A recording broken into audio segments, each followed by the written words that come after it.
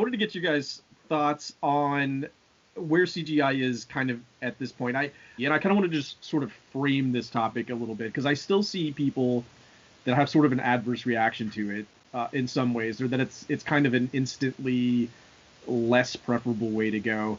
I find that take to be a bit of a holdover from where CGI started, maybe back in the 90s, that, the first instances we saw that, weren't great. They were just all they could do to get a certain character on screen at all, and you just kind of had to put up with, The Rock, Mummy, Scorpion King type CGI back in the day, and that's all you had to deal with. So CGI to me is, it's become an intrinsic part of the movie making process at this point. I find, like, objections to it, or instant objections to it. I'm not talking about all objections, because again, we've got things like the Henry Cavill mustache thing that obviously is not a good use of CGI. But I think a lot of people are instantly adverse to it, or at least some people are instantly adverse to it in a way that I think is a holdover from, 90s level bad CGI that just didn't, wasn't very effective. It was the best they could do at the time. But I think we've gotten to the point now where it can look immensely real. You have people in settings that they aren't actually in. And I find it kind of weird when people show still frames of, like, backstage production and it's mostly blue screens and, like, this is an immediate negative. It's not an immediate negative to me. I mean, I think that's how you create these really realistic environments, like maybe Ego's Planet or something similar, where you create these environments. There's no way you're going to shoot this in any sort of live way. So I don't know. I think it's highly beneficial. Wellibers, do you have any particular thoughts on it? Anything that stands out to you? Any examples that stand out? Well, first of all, I think CGI is sometimes referred to as easy.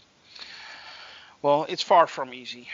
If you look at the credits for any particular Marvel movie, for instance, you see literally hundreds of people working on it on various production companies on the CGI alone. So to say that CGI is easy, an easy way to make a movie, I strongly disagree. If you look at the production process of, and I follow the Marvel movies closely, they're usually done shooting about a year, 9 months to 12 months before it's put out in theaters. The rest of the time they're working on post, most of all CGI, and of course the editing and stuff like that, reshoots, etc. But the most effort and the longest time is put into the CGI.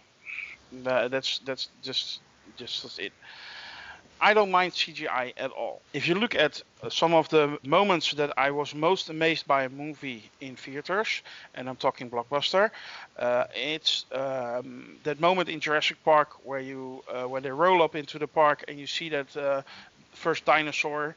That's total CGI, man, and it's amazing. If you look at the Lord of the Rings, the Two Towers, the character of Gollum, it's freaking amazing. It's all CGI. It's mocap. They still look good. And it still holds up. The same goes for Jurassic Park. It all depends on how much time and effort is put in it. And I have the feeling that in a lot of ways, in a lot of movies that have bad CGI, and where the feeling that you refer to that came over from the 90s is coming from, is that they don't put enough time and effort into those CGI moments, and then that automatically goes to reaffirm your position on CGI is bad. No, CGI isn't bad. Bad CGI is bad, and that is a difference. You hear a lot of time when you look at Black Panther, they say it was bad CGI. Well, that's actually two things where you can say that was not so good. That was the fight when they fall down onto the train track, and that's the rhinoceros. The rest of it was also the CGI for the rest of the movie looks fantastic. So it's always too much black and white going on in this discussion. And I said it before, things are gray. Things are always gray. There is some bad CGI out there, absolutely. But most of the time, it adds to the movie, it enhances the movie, it makes the movie better. So, yes, please. I often find that I compare it to the same problems that we have with 3D film, which for me is best demonstrated by Resident Evil Afterlife, where they basically made the film to show off their 3D capabilities rather than the movie they were trying to make. There's a bunch of slow motion scenes, axes flying at the camera, slow motion dodges like you're in the Matrix, and like you get this big effect where you're showing off the capability, but for no good reason. One of the biggest examples of this in CGI for me is the Avatar film, which is stunning visually. It is absolutely beautiful. To be able to produce an entire film in that way was a remarkable accomplishment. But then when you look at the actual plot of the film, it's a movie we've seen before with Dances with Wolves. It's really not that different from something we've already seen in another setting. And then the bad guys were thin. There just wasn't a lot of depth to the film because they were so dedicated to their CGI aspect of it. They didn't get to the deeper needs of a film in order to follow through with it. Even modernly, you can see like when they brought Tarkin in, who had already died prior to that scene being put in. They didn't put the effort in to make him look as good as he needed to look to not stand out as, oh, it's a CGI Tarkin. Like there's these opportunities where you can definitely do better with it, and there's ways where it can definitely contribute to a film. Like you said, the Living Planet ego. You can't film that on Earth; it's just not achievable. So you have to do it, and you have to do it well, and they did do it well. And as long as somebody is doing it for a thematic reason that meets the goal that it was intended to meet, then it's perfectly fine. If they're just putting it in there to show off what they're able to do, it's a meaningless value added. I don't care for it at all. One example that comes to mind when I think that they used CGI and it wasn't needed, and it is in the MCU, so sorry, but when you look at the Thor Ragnarok, where they are at the field in Norway, that field was completely CGI, and I think they could have done it differently. They could have gone to a real field. So give it a real. That scene does feel a little bit fake to me. I really don't mind it, but if you say being critical of the usage of CGI, that's a prime example to me. I mean, filming a few actors on a rock on a field shouldn't be be so hard to do that in reality. Maybe there wasn't a field available, but I don't see that happening. But maybe one of them had hay fever. Yeah, but yeah, maybe. But hey, Brie Larson is allergic to cats. She had to play with Goose, so just suck it up. No, but it's true. So in that case, I can see where people are coming from when they say they're overusing CGI in those movies. That could have been done differently and given a more realistic feel. I'm not making an excuse for that scene, but I do wonder about that particular one just because. Remember the trailer when Hela caught the hammer and they were in a back alley? Yeah. She's first smashed it. And then in the film, she's in that same field you're talking about right now. So I'd love to know the backstory behind it and why they decided to switch that scene. And yeah. I don't know. Maybe they decided after shooting it in a city area that it didn't fit and they CGI'd it. In hindsight, they kept the dialogue and the acting and just changed the background. That could be, I don't know. But to me, it doesn't feel realistic, that particular sequence. At least not on a level that I'm used to the MCU. I can't disagree with that scene. Like it does stand out a bit. It doesn't bother me in any sort of way. But like, that's not what I said. It doesn't bother me. I just say if you look at where the criticism sometimes comes from, when it comes to those kind of things, they are right. But it happens all across the board. I mean, the very well hailed Sam Raimi on our board also used a lot of CGI in his Spider-Man movies, and they don't criticize that. And it's also just a way to bash certain properties because you have a dislike for them. And I think that's a bit hypocritical. That's my opinion. One thing I was going to say they actually get praised for is when they've taken several actors and made them look younger. Yeah, the de-aging has been really incredible for them. And actually, that leads me back to wanting to know more about the process. I don't know exactly what the process of like the de-aging versus going back to Max's point on the Tarkin or even Leia in the same film in Rogue One, like were both of them, they were just a little bit off. They look good, but they were just just a tiny bit off. But then they could pull off de-aging really well. I know those aren't exactly the same things, but I'd love to know more about the technology of why you can do one and maybe not the other, or what the difference is. What you got, Wells? Well, there was, by coincidence, last Sunday we have a Last Week Tonight show in the Netherlands as well. And one of the items this week was deepfakes. And they showed a scene from The Irishman made by Martin Scorsese where they de-aged Robert De Niro. That particular scene took about 3 months to create by a company who put in a lot of work with a lot of people. Then the technique already has so much improved that one person has redone that in 10 days on its own, and it looks 100 times better. And they showed the two clips next to each other. And if you look at that technique is so much in development. It's almost scary. Right now they can just use that technique to make anybody say whatever and do whatever you want them to do. You just need a voice actor and a person making movements, and they can make you do that, Arch. It's incredible. I will share that video with you guys on Sakaar. Maybe that's how Harrison Ford's coming back as Indiana Jones. I don't know. But Deathman, did you have anything to add? This is a huge topic, man. I was like, wow, Stanton's really ambitious. Taking on CGI. But I always like to start these discussions by kind of talking about where I come from with CGI. I'm not a lint picker. So I'm not the guy who sits and watches a movie and sort of freeze frames every single piece of CGI and says, oh my God, that is not pixel perfect. It just totally ruined my lunch. I'm just not that guy. I will forgive CGI that's probably appreciably bad or not rendered well if it's well designed. And for me, design of the world, design of your landscape, design of your character is far more important to me than whether you didn't have enough compute power or time to like render it to the nth degree of lighting and realism. So I know it's CGI is what I'm trying to say. So, and there's degrees of realism that go with it. So some of the best CGI that I've seen in recent times has just been extremely well designed. I would say in the last 10 years, the film that I think had pixel perfect CGI from start to end, and there's only one that I can point to in the entire catalog, and that's District 9.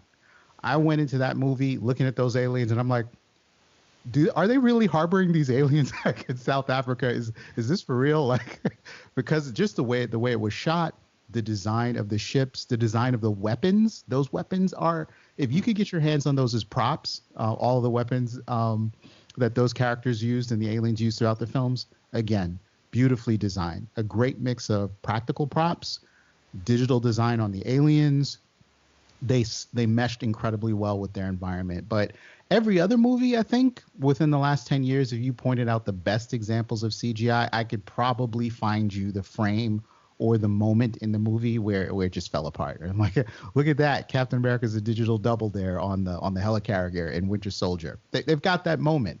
But in terms of movies that had great design in their CGI, Doctor Strange, I mean, you can't beat that film for CGI design. Iron Man 2, the suitcase armor, loved it. Inception. And even if you want to go back a little farther with things like Terminator 2, great CGI design. But the nature of it is that you are designing that in state. There's a certain level of computing power that's available to you at the moment you make that film. And when you transition something like Terminator 2 to 4K, you're like, oh, okay. Right. So some of this doesn't hold up as well as it did when it was 1996, because you're upscaling that entire experience. So CGI artists are always up against the upper limits of the technology. And because of the huge demand for it, you're always going to see some bad or subpar CGI. I think it's just kind of a fact of our genre with superhero movies. Let alone, modern cinema. But we need it, guys. There's no debating like whether we should stop using it, because you cannot tell these stories without CGI. And do I wish that the physics looked better on the fight in the last act of Black Panther? Sure, I do. And I'm willing to admit those guys looked like there was no gravity. They looked like they were made out of rubber. And I do wish that they would have went with a more conventional sort of fight choreography style for that, rather than relying on the computers and them flying around. So, I'm just not a lint picker, and I do think I have to agree strongly with Wellibers in that CGI becomes this weapon that you can pull out when you don't like a property or you hate Disney and you're like, oh yeah, it made $1 billion, but look at the CGI in the third act, man, that was totally bogus. A great example of bad design but really well rendered CGI would be Batman versus Superman, the Doomsday. Was that the one Doomsday was in, guys? Help me out. The cave troll. The cave troll The guy, cave troll. right? I'm like, when I saw Doomsday in the comic book, he was this sort of really regal, articulate sort of villain. I don't want to say articulate. That's a stretch. But at least he could speak, right? And make threats and seem. He wasn't like the mindless henchman of Lex Luthor. And when you design him as a henchman, then all of the regal sort of outcroppings of the crystals, the bearded look that he had, all that went away in favor of a design that was more a holdover from Lord of the Rings, right? So that's where design in your CGI makes a huge difference. But it was excellently rendered, excellently. They got the most compute power available to do that. I want to give a shout out to something that I think really, really deserves a lot of attention and a lot of praise for having pixel perfect CGI. The first season of The Mandalorian, flawless, episode to episode. I'm like, can I find something that looks wrong here? Now even in season 2, there's starting to be a little bit of a fall down. The rear projection system is becoming a bit more apparent when they're in different environments. But the first season, I was like, oh my God. How are they doing this? But I guess CGI for TV versus CGI that has to be blown up 24 times that size is a totally different story. But The Mandalorian season 1, I'd have a hard time picking it. I'm sure there's some nerd out there who can say episode 3, frame 25. Check it out, dude. So those are my hot takes on CGI. I'm glad you mentioned that show, because I don't know if you saw the review we did for it yesterday, but we were talking about how it looks pretty good, and I'm actually amazed just for shows that they're putting that level of effort in. You didn't used to see TV or anything that would qualify as TV that looked that good ever, like ever. I think it looks amazing. Yeah. I think that Disney Plus has made it quite clear that for the Star Wars live shows and the Marvel live shows, they have movie-like budgets, Right. And it shows.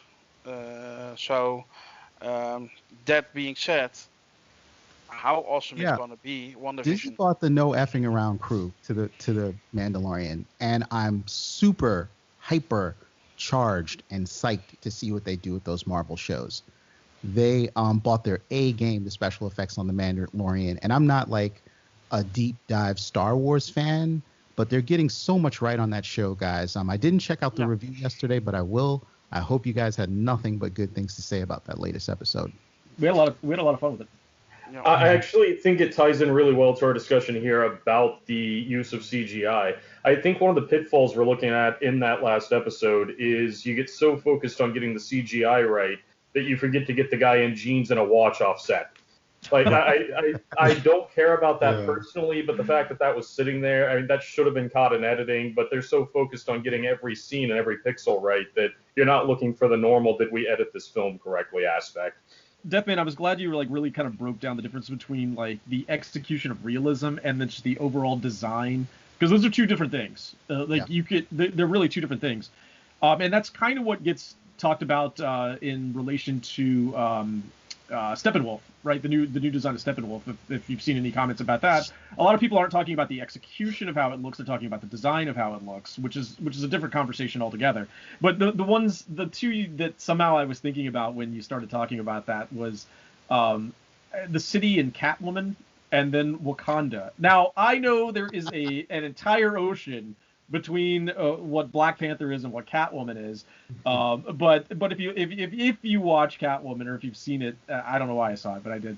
mostly curiosity. But just if you look at the city structure, it doesn't. It's just buildings kind of plopped in and they're there. But then if you watch and you look at Wakanda, it's a living, breathing city. It's like got just it feels real and organic, like it grew up out of this. And the Catwoman just feels like this completely sterile thing that you just got all plopped down there one day. A lot of copy-paste buildings in Catwoman if you look closely. Yeah. Yeah, that's what it is. Biz, what you got? I just wanted to mention what I thought about CGI, but the thing is, there are a lot of reasons why CGI is used. Sometimes basically it could be budget. It could be like for example, it's not a thing where you can just say suck it up, because some actors, they have a lot of weight behind them. Like you can't just hire another actor if they say no, I'm not going to do this. So like Tom Cruise is a fine example there, where he kind of controls the movie that he's in. Or like maybe Will Smith, it's you can't just get rid of an actor and say, oh, we're gonna just do this. But also in terms of CGI in general, I don't really care that much, to be honest, if it's CGI or not. I know there's a crowd that goes, oh, we want practical effects. I'm like, why? Why do you always have to have practical effects? It's like that's the same as saying I want people to die. Yeah, I mean, to me, it's like LDM was saying. To me, it's more important. That's just me anyway. The story and characters are key. The script is always king to me. And with CGI, for example, it can be done well. For example, 300. That is a movie based on CGI. And Rogue One, for example, that's almost a near perfect CGI use. If you've seen some of the pictures, there was one scene where I think it was split up, where there was one scene, half of it was CGI and half of it was without CGI. And there's I did not realize that it was had so much CGI use in Rogue One, and they did it so expertly well. I'll probably link the photo later. But it's just CGI can be done well. But for example, Justice League, I don't really care about CGI that much, because the thing is, if it's noticeably bad, then yeah, I'll care about it. But if it's okay, then I'm fine with it. It's not really a make or break situation for me. It is the future, whether we like it or not, because technological advancements, we're always evolving. So CGI eventually, the end game for CGI is pretty much what we're watching right now, video. That's the end game. Just looking live action, real. You know what I mean? And in terms of de-aging, I didn't really like it that much with The Irishman. I thought it didn't really impress me. I thought it was, again, I'm more for the story, but I didn't really care about it much. But it was noticeably, I didn't really like it. It was, because you can still see the hands and they were old.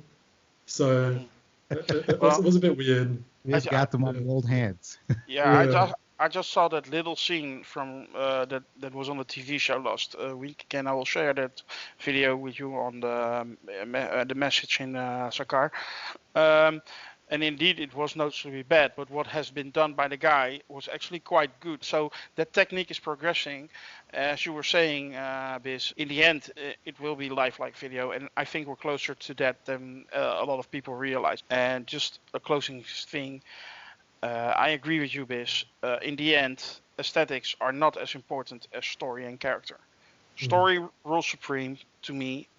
Story makes or breaks a movie. Characters make or break a movie.